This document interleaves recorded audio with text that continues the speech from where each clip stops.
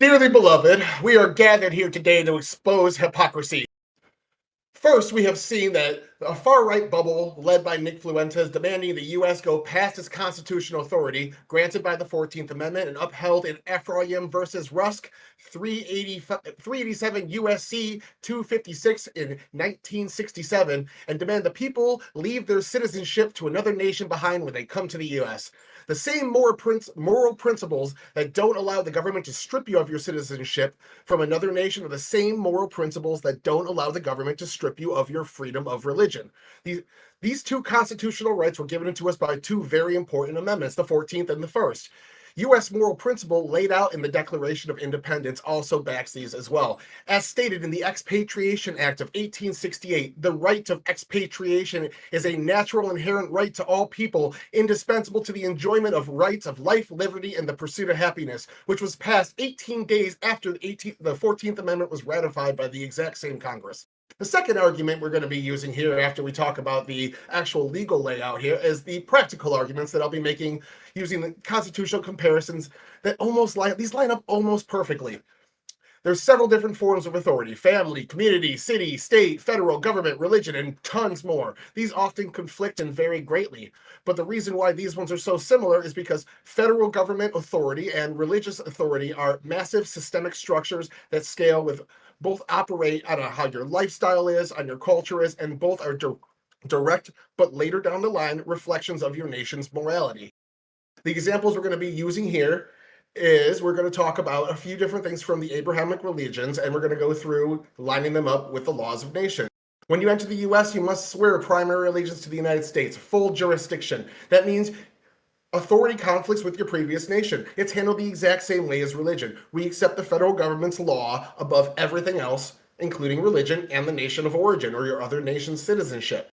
So advocating for this would be fine, but allowing these other authority structures to go against the federal authority is illegal in the United States, and everybody has to adhere to that.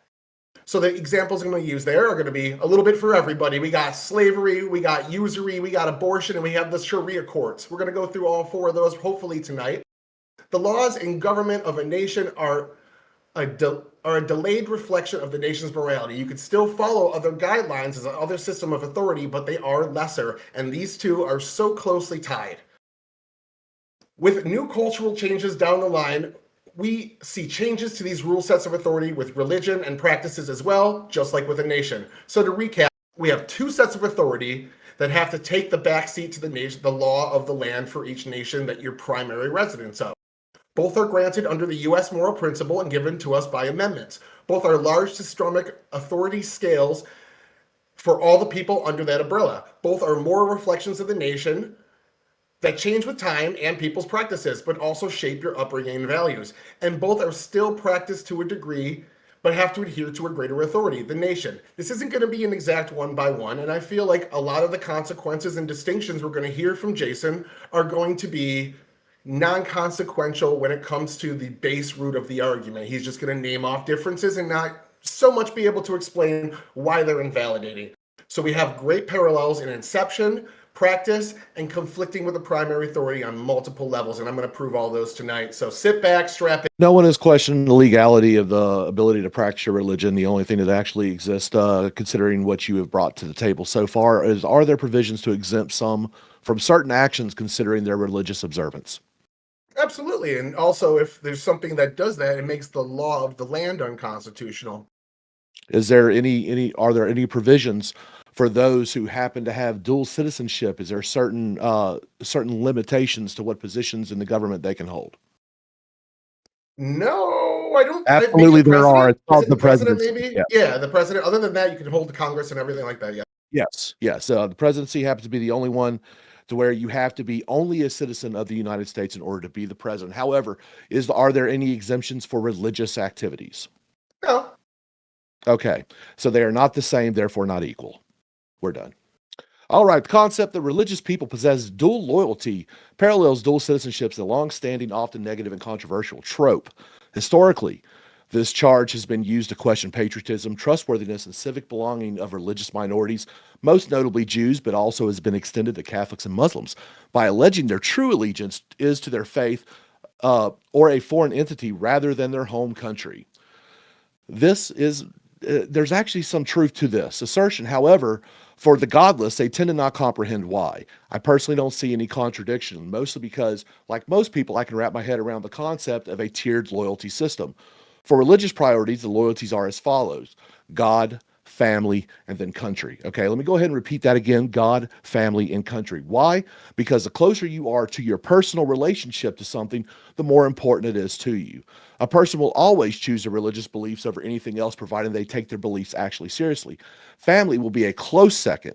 Who would have thought? The more personal things are, the more important it is. Country that you give your loyalty to is quite impersonal at the end of the day. Many will never leave their home country, and those who choose to immigrate to other nations tend to leave their homelands for some reason for the betterment of their personal lives. Some of those migrants may never actually become loyal to their new homeland. However, many end up doing so out of being grateful for being accepted into this new land. Ultimately, it's offensive immediately considered to immediately consider national loyalty should be questioned based on one's individual's personal faith. This trope is ahistoric and denies the most important liberal principles of individualism. My opponent, who is a liberal, tends to LARP amongst conservatives as a liberal. He's the token liberal, and that is okay. But when it turns out, even most conservatives tend to respect the founding principles of liberalism, which were used to found the greatest country in the world ever known, America. Thank you for coming to my TED Talk. So, are you aware that these claims you're making about religion, about 20% of the country also holds those exact same claims for dual citizenship, and they say they shouldn't even be part of the Congress and things like that? Well, as someone who is actually vehemently against Islam, I would say openly that I don't believe the practice of Islam should be allowed in the West, but that's because it's antithetical to Western values. Uh, Although our Constitution allows for it, and therefore it's fine. In fact, there has been at least one Medal of Honor recipient who happened to be of the Muslim faith. Would you question that individual's loyalty? By the way, he earned it in Iraq. No. I think that dual citizenship and having a religion are absolutely fine. I'm arguing the individualist stance here. So if your No, wife you're wants you actually to, arguing. No, you are I'm asking actually questions. the I'm just doing affirmative. cross. We're not debating yet. Okay. Yeah. So if a woman wants to go punch, if your wife wants you to punch somebody in the face, you put that authority above the laws that would put you in jail for assault and battery? No, because it's antithetical. But It you're makes saying sense. that you put family over your Yes, I loyalty to will the country absolutely. and following the Yes, I laws. will definitely put my family over loyal to my country every day. Okay, and then are you aware your stance on Islam is antithetical to liberal individualism, which you argued in your opening? No, my stance on Islam is that is antithetical to actual Western philosophy and principles. And even though I don't agree with that religion, I still tolerate its existence in the West. But you're saying you would advocate for getting rid of these people, I would despite the advocate fact from that no, not getting rid of the there's people. varying degrees of people that are No, following I religion. would I would advocate for the disallowance of the practice of Islam within the And if Western they United said States. no, you wouldn't allow them in the country, correct? Well, then we can yeet them out, yes. Okay, so you were saying that we shouldn't bring people in regardless of their religion, how much they practice it to a degree, it doesn't matter as long Well, as they sit in it's front of that. because the actual tenets of Islam requires conquering. So if you understand the religion of Islam, you would actually comprehend that the reason why I would advocate to prevent its practice is because of its means of it actually um, commands its followers to overthrow whatever government is there in order to install an Islamic government. All right, so you're the negative. You want to start asking me some questions? So when you want to say that that you should question people on their dual loyalty, do you comprehend that there's different levels of loyalty, things that you would hold? Are there anything that you hold more important than your national loyalty? National loyalty? No, I mean, it doesn't matter what you hold importance. I'm talking about the hierarchy of how it needs to be Actually, followed. it does matter because under the argument that I put forward that it is a tiered system, and I started at the very top being God, number two being family, number three being nation. Is there anything that you hold above national loyalty that you find to be more important? Well, the argument I'm making is more of a practical one in that the That national no, the authority of the argument the law of the argument that you're land putting forward, surpasses everything else. the argument that you're putting forward is that certain individuals, based on their personal religious beliefs, is that they should be questioned their loyalty towards our nation, which I find to be kind of ridiculous. Do you hold No. anything higher than your national?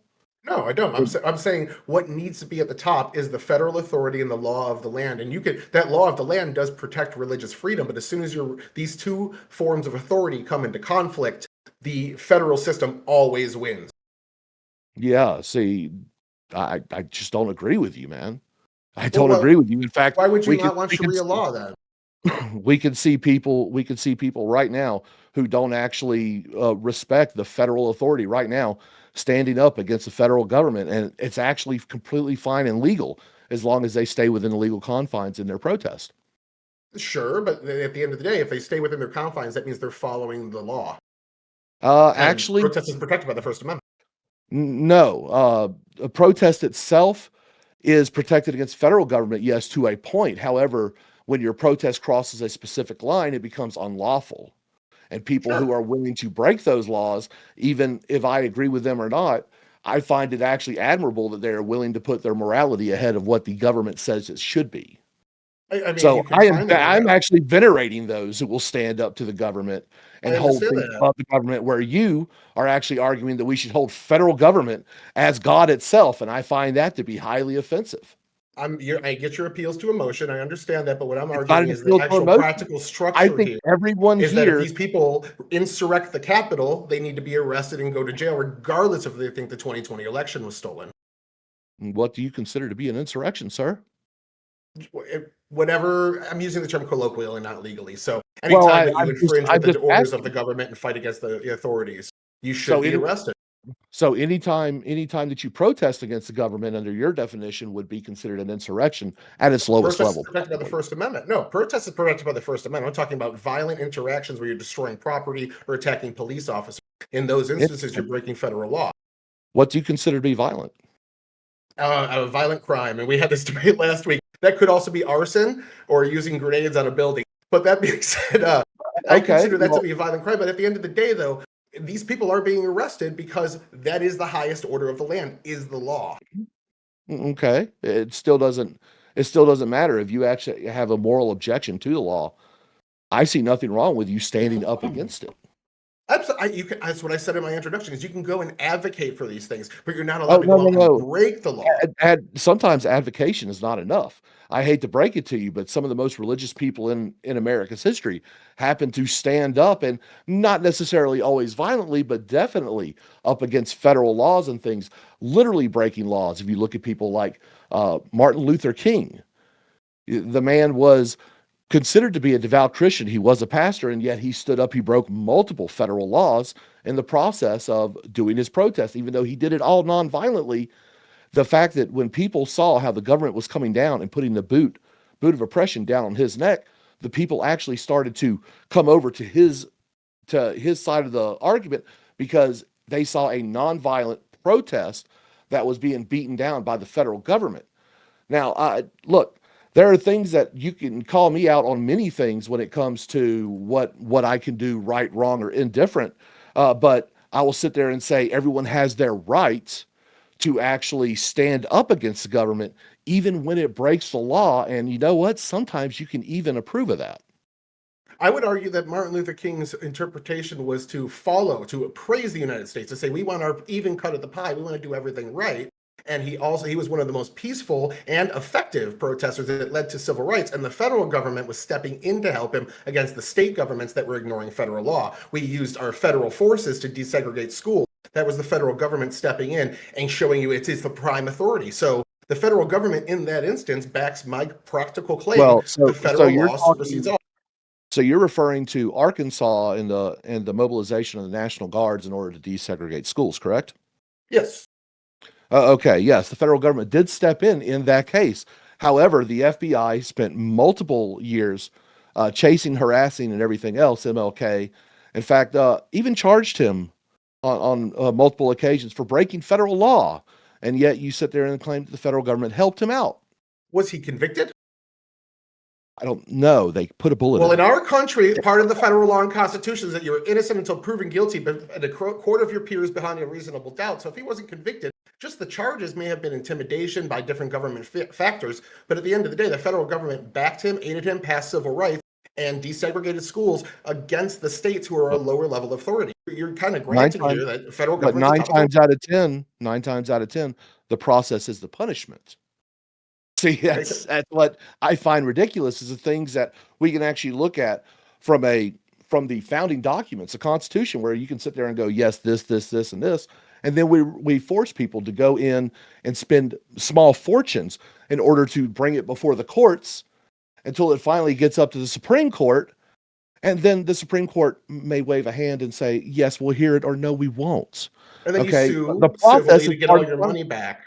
That isn't how that works, and you never can win that. Okay, you are not allowed to sue because you made me For go court through the fees? legal process. Yeah, you can sue individuals. You Yeah. can't sue the government for that. Hate to break it to Civilly, you. you could sue for court fees if a lawsuit was done, especially against the government. If a lawsuit was done to you unjustly, you could sue for court fees, for wrongful arrest, for all sorts of things. If Absolutely, you're you the can make one, more if you're back. the, but if you're the prosecution, you cannot sue the government because you're the one bringing forward the legal actions. That's kind of how that works. So for let you. me bring up your favorite subject here, Sharia law. What we saw in Europe when there was a bunch of asylees that came in. Now, asylees aren't like normal immigrants; they were unvetted. There was a lot of problems initially with this at first, but when they brought these asylees in, and then they started to filter out, we saw Sharia courts rise up.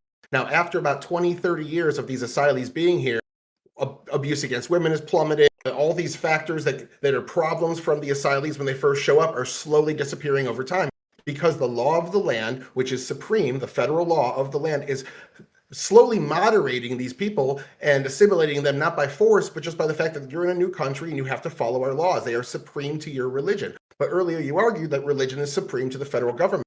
That just the Yes, it practical actually reality is of it on the is Sharia individual law is basis. being moderated. On the individual, actually, no, Sharia law is not being moderated. If you look in Afghanistan, if you look in the UK, they have rape gangs going on, and the government actually covered it up for several years. Now, that isn't part of their religion. That's actually more of a cultural thing. So I'm not going to blame Islam for that. I'm going to blame the culture from which they came and the immigrants refusing to give up those cultural things. Well, again, They we failed see to that integrate. in 2015, but those numbers are plummeting as time goes on, as they arrest these people, as they kick the bad ones out that are doing these bad things. And the vast majority of Muslims, because again, I'm an individual, what you argued for in your introduction, is that most of the Muslim community is not like that. The largest Muslim countries in the world are not jihadi countries. So yes, you have some problems with a couple jihadi countries in the Middle East and West Africa, but the vast majority of Muslims are not like that. And what we see is when they come into other countries, they submit to the supreme authority of the federal government, and it tamps down their extremism. And you want them banned, which would be anti-constitutional. No, it absolutely wouldn't. You can actually determine, you can actually you can read the Quran itself, and you can actually see that it goes against, it's antithetical to Western philosophies and thoughts. And you can actually ban an entire religion based on things like that because of what the commandments are. Now, I wouldn't say kick all Muslims out. I would definitely just ask them to renounce their God because Allah is not the same as Adonai, or as the Christians would call him, God. I love that you bring that up because I have three other examples of slavery, usury, and abortion that the religious community says should not be happening. Slavery's been revoked in the West. In fact, But it existed for slavery 5,000 years under the Abrahamic religions. The Abrahamic religions permitted. The reason it was revoked is because of Western liberalism. slavery has existed throughout all of human history and still exists Not today. now, buddy. Western Yes, got it rid does. of it. Woo! No, So another example would be usury. We see that usury is banned in the Bible. This carries over to the New Testament. If you look at what Jesus said in Luke 6:34 and 35, talking about these unfair lending practices. But under capitalism, usury is how people with no or bad credit get loans. You pay a 25% interest rate on your car, which is ridiculous to anybody. But if you don't have credit, that's the only way you're getting a car. It allows somebody to build credit. This is for you libertarians out there that don't want to vote with me because I'm talking about the federal government. Usury being banned is usury being allowed because religions are and at the top is better for now the now let's crop dust a little anti-Semitism in there, because that's really where it's all coming from. The actual practice of usury was only acceptable within Europe through the Jewish community, where there's nothing in the Torah that actually says anything against charging interest. Where in Christian doctrine, prior to, I want to say 1923, if I remember right, the church actually came out and said, okay, usury, we'll be okay with that. But that is only a recent development in Christianity. Still today in Islam, usury is forbidden. Therefore, there is no major Islamic banks because there's no money in it. Now, Next. another example of religious moderation here is also the supreme law of the land moderates the most extreme tendencies of religion. We see that with abortion. We are a 70% Christian nation, and only about 20% of the nation wants to ban abortion. There's massive crossover because our supreme form of authority, which is the federal government, allows it to be legal, and thus, Okay, over so time, it moderates let's people. actually let's actually look at the argument of abortion real quick. I'm willing to entertain this, so we can actually bring this back to the original debate here. Number one, with the Constitution. Show me the provision in the Constitution that actually shows that abortion is completely fine and legal. There's I'll none. wait. It's a law. No, it is. See, there's nothing in the Constitution because it's relegated through the 10th Amendment. That's why we now, with the overturning of Roe, we have sent it back to the states, and that's why different states, the populace actually determines what the law of that land is, because it's not under the federal purview. Could you Has please any try? state outright banned abortion? Yes, the state that I currently live in, Oklahoma, it is 100% banned. I did not know that. I thought it was partially up to Texas is up to 8 weeks, I think, like that. Most of the That's heartbeat because bill in that's Georgia because is 12 to 16. that's because Texas is cucked through Austin and Dallas. Next, I live in Dallas. I know you do. All right, we got a few minutes left. You want to ask one more? You're the negative. Look, I just look at it like this. Do you know the story of Corporal Dawes? They actually did a whole ass movie on him. Do you know who Corporal Dawes is? Desmond Dawes, the Hacksaw Ridge. Does that bring a? So there's I've a heard of story. it.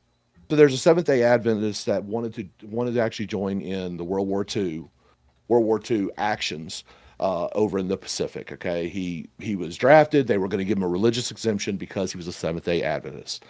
Okay, because he refused to pick up a rifle. He actually fought for his right to fight for his country.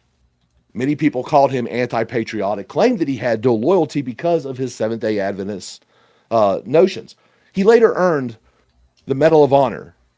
And I mean, he went through the Battle of Okinawa and he stayed up on top of a ridge under constant enemy fire, dragging wounded and dead soldiers, many times actually bringing Japanese soldiers and bringing them down that cliff to receive aid.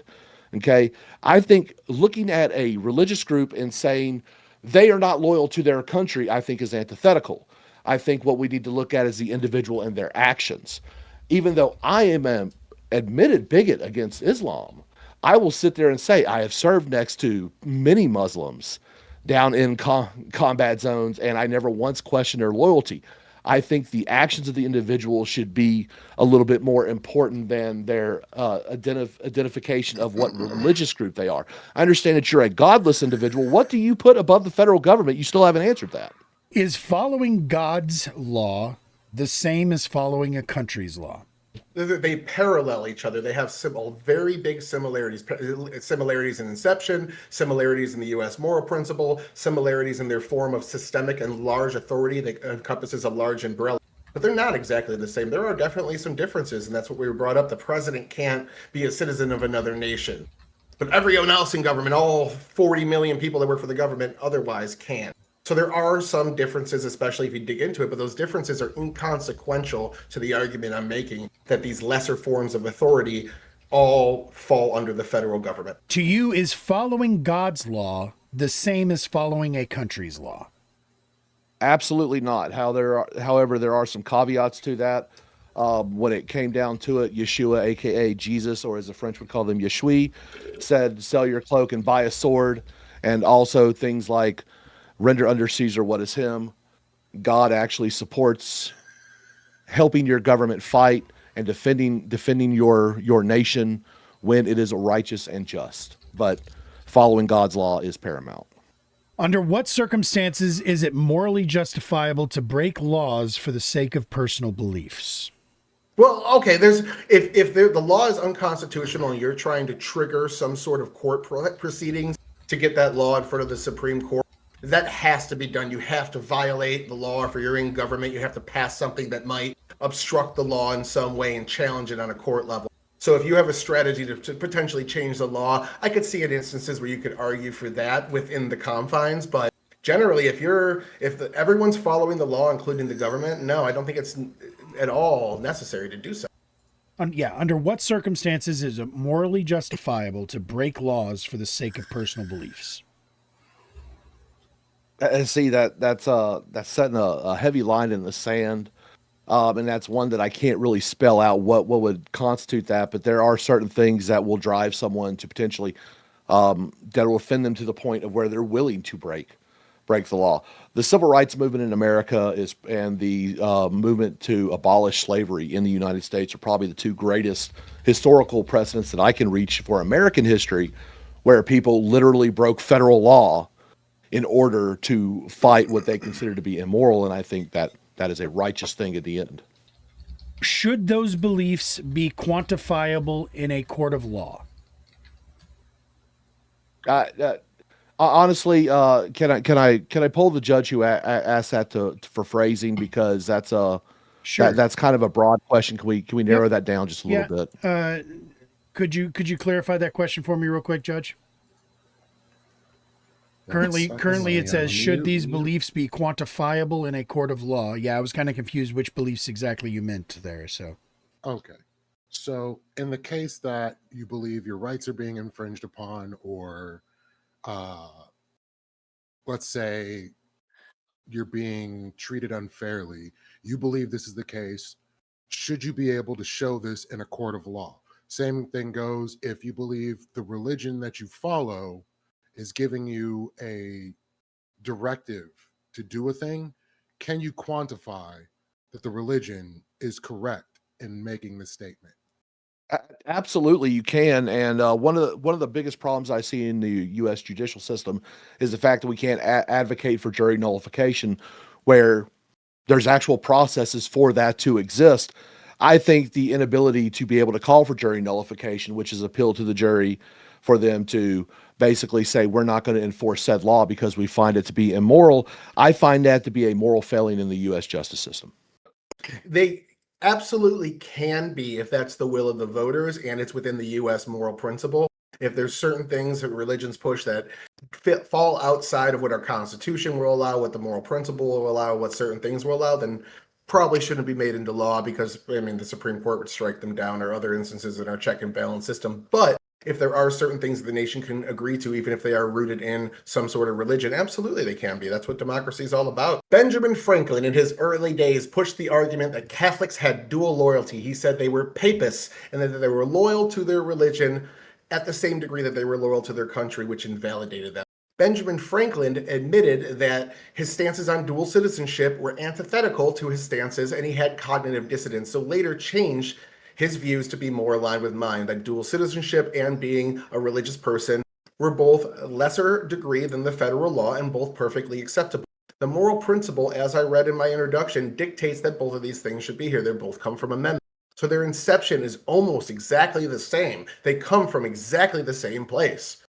Now, moving forward, we went around a bit and kind of got into some smaller arguments. Again, Jason and I have had this discussion a couple of times, so we kind of know each other's points. We were arguing a little bit of a meta level. It seemed like it got off topic there, but that's because we've already done this a few times. But these religious systems, just like being a citizen of another nation, vary in degree. You can ignore certain things because they're not actually part of the federal law. You can be a moderate. You can be somebody that's Christian and for abortion. You can be a Muslim and not follow extreme Sharia law, just like you can be a citizen of another country. And when you're here, you don't have to adhere to the Iranian anti-speech laws or the Russian laws that'll put you in jail for being gay. These citizenships are a privilege that the government does not have the authority to strip. So, as I said earlier, the two moral systems come from the same place, but they also develop your framing, your upbringing, your culture, and again, like, they can be ignored to a certain degree. So, going through the list of things I said earlier, we touched on several of them, but we argued about things that were kind of off topic. These greatly parallel. They're not perfect. The only strong critique I heard of my argument on the practical level, because a lot of these were appeals to emotion, is the president can't be of two nations, which is absolutely fine by me. But there was also a giant taboo that the president couldn't be a Catholic for a long time. And that's why it took so long for JFK to become the first president. That happens in a country. We don't achieve our ideals overnight. It took us a couple hundred years to get rid of slavery. We fought a war over it, but eventually we got there because of these moral principles of the United States. So going through our examples, I gave you multiple, but slavery, usury, abortion, Sharia law. Those 4 things are religious code that needs to be adhered if you're going to be an absolutist in your religion. All 4 of those things are legal to practice in the United States. Sharia law is a little bit weird from the other 3, but all those things are legal to practice as long as you follow the laws of the country. And again, as Jason said, you don't have to personally do them. You can celebrate your religion. You can have it guide your life, absolutely. But at the end of the day, if your religion says you can keep slaves, you can't, because the moral law or the religious law is sub to the federal law. The federal law is supreme, and just like another nation, your religious rights are beneath it. So I'm arguing that being of any religion is fine, perfectly good, come on in. Being a dual citizen is fine, perfectly good, come on in. Alrighty. Well, I did get what I wanted today. I actually got him to admit that there is nothing above the federal government. To him, I'm sorry for his wife. Make sure you get everything sorted before you take half of the nothing he owns. Ladies and gentlemen, it's Tyler licks the boot. He loves the boot. It's delicious. I don't know what flavor kiwi is his thing, but he literally admitted, caught in 4K, nothing is above the federal government. Look, I actually don't like the practice of Islam. However, I can still sit there and go, it is their right to do it. And since I'm a constitutional type guy, I go, I kind of like it. I think the Constitution needs to be amended for that specific thing. But hey, that's just me. That's my opinion. But under the current stance that we have, I do not believe that it is equal, fair, or just to sit there and look at someone because they are Catholic, because they are Jewish, because they are Seventh-day Advent, or even Muslim. I do not believe that you should sit there and question their loyalty based on their religious affiliation. Hell, I love my godless brother up there, my man Tyler, who actually thinks that it is hilarious that I happen to be a Messianic Jew. I'm a Jew with Jesus. You know, he thinks it's funny that I believe in a sky daddy. You know, hey, that's all well and good. You're allowed to be wrong. You've been wrong multiple times tonight. But the reality is, at the end of the day, it's not equal. Okay? No equality, because country is on the same tier level as country. So if you are a dual citizenship, some of your loyalties to said country should be in question. If we were to go to war with name said country that you may have a dual citizenship with, we would be questioning your loyalty in that point. However, we actually have exemptions for individuals, especially in the military. If we happen to be fighting against a religious ideology of which you may be a part of, you can become a conscientious objector to that, and you can be released without any problem, without any legal issues. And I find that to be quite fair. There were several individuals whom I served with during the War on Terror who were openly Muslim, and they were asked, are you okay with this deployment because you will be fighting against your Muslim brothers and possibly sisters? And no one that I knew of stood up and became a conscientious objector, even though it was against some of the more extreme sides of the Islamic teachings that you should never fight another Muslim. So they actually thought that the war itself was just. And even though my opinions on those wars have changed throughout the years, I still have to give these individuals respect because they have fatwa set on them today because they stood up against the extreme followers of the same religion in which they're part of. So I just find it to be a little gross, you know. Yes, we have had 2 Catholics who have served as president. The first one was JFK, and the second one happened to be Joseph Raisinette Biden. Ew, gross. Why are you grouping people based on their religion? You might as well just do the same thing for race.